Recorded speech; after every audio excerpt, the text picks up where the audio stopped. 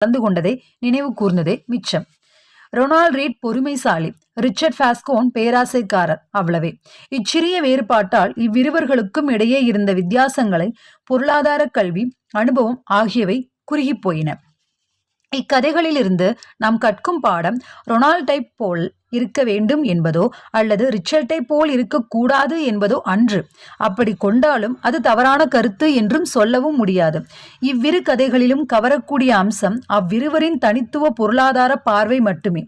எவ்விதமான கல்லூரி படிப்போ, முறையான பயிற்சியோ, பின்புலமோ, முன் அனுபவமோ அல்லது வணிக தொடர்புகளோ எதுவுமே இல்லாத ஒருவர் எந்த துறையில் இத்தனை தகுதிகளையும் பெற்றவரை விட அதிக அளவில் வெற்றியை காண இயலும்.